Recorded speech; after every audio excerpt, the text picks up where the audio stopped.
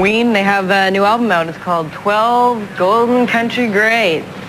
So you guys, you surprised a lot of your fans with a country album. Why a country album? Well, we had maybe like 5 or 6 songs laying around that were pretty countryed out. And then we just figured that we heard that you could go down there and make records with all those players that played on all like the classic stuff from the 60s and 70s. We just went for it, you know. Do you have to do any research? Like, what sort of research entailed into studying the country music form? We just let them do what they wanted to do, basically. Right. We had one key guy, Charlie McCoy, and just let him go with it. Oh, yeah. He wrote out all the charts, and we just presented him with You guys songs. wrote the tunes, though, right? Yeah. And sort of hummed them to Charlie, and turned them into... We sent them cassettes, yeah. Like 4-track versions of them. So the country thing sort of fits easily with you guys, or did you have to like watch a lot of Burt Reynolds, Smokey and the Bandit films? No, we're not like that. But you know. You're not really country guys? Sort of. Well, no, I grew up with like the country badasses of the old day, you know, like Merle Haggard and George Jones and stuff like that. Country kind of lost me in the 70s, you know. When it became like more country rock? Yeah, like with Alabama and stuff like that, you know, and then... But we basically just did what the same principle. People used to do it, you know. Dylan went down and made Blonde on Blonde. Not to say that you know, but... That's kind of crazy, too, because like it's like an all-star... Oh, yeah? What?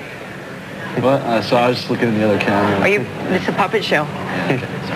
You assembled like an all-star cast of country players. Well, why did they want to play with me? Why? Yeah. Coughed up the cash. Yeah, we had the cash. Totally. What is it? So these guys are like, they play with Elvis Presley, Roy Orbison, you've got the Jordanaires.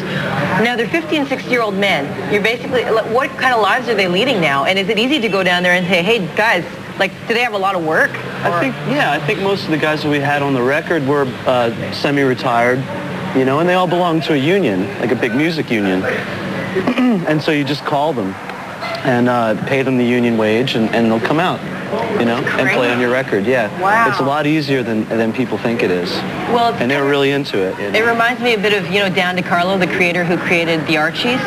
Like right now, he's like sitting around, and you can contact Dan DiCarlo, and for very little money, he'll make you like an album cover. Right. So are these guys in the same position? Are they kind of like in a way, like they've seen their time in the past and that they're sort of hurting for work? A lot of them, one of the guys, one of our drummers is like the staff drummer on the Opry, you know, on the Grand Ole Opry, and a lot of them work for like jingle companies, and they do a lot of sessions.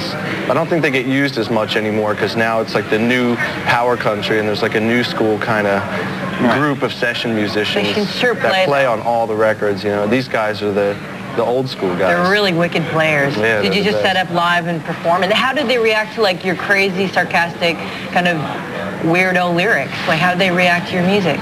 They just chuckled. Yeah, they had a great time. There was no... You didn't shock them?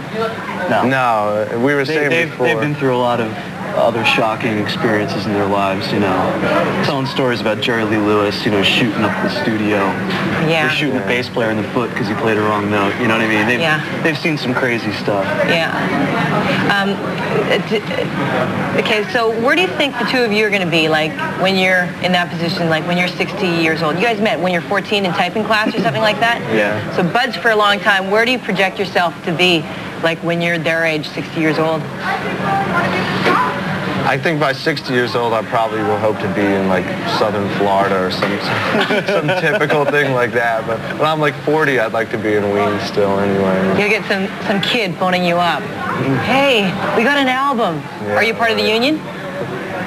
Are you guys in the union? I shouldn't say. No, I'm not. Are you in the fraternity? To be, though. We should be, yeah. Let's take a look. Right now you've opted not to make a video for this album, but we'll play something from Chocolate and Cheese, Freedom of '76, and we'll be back with Ween. Yeah, that's... Freedom! Freedom! That's what it sounds like now. Freedom! How you got a huge range, eh, Gene? What's the secret? Well, how do you get so high there? What's that? How do you get so high? You know, operation I had a few years ago. It's the Wedge. Do you do any special like vocal warm-ups or? No, about a pack and a half of Drinks a Camel bunch of filters Jack a day. Oh, you're a smoker, hey? Yeah, Jack Daniels helps a lot too, always.